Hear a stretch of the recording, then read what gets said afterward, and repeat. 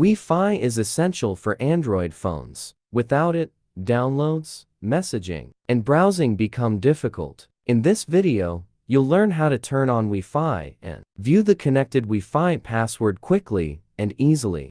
Part 1. Turn on Wi-Fi on Android phone. Option 1. Turn on Wi-Fi from the notification bar. Swipe down the screen and tap the Wi-Fi icon. Fast and easy. Option 2. Turn on Wi-Fi in Settings. Go to Settings Wi-Fi and switch it on.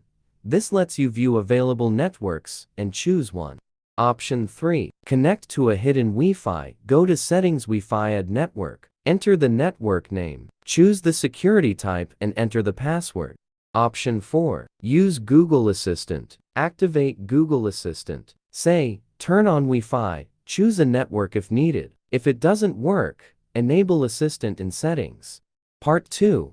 View password of saved Wi-Fi on Android. Option 1. View Wi-Fi password in Settings Android 10 Plus.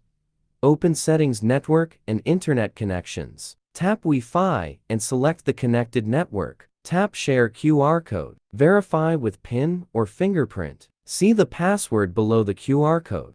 Option 2. Use Root Explorer. Root required. Root your Android phone. Install Root Explorer from Google Play. Open the app and access system files to find Wi-Fi info.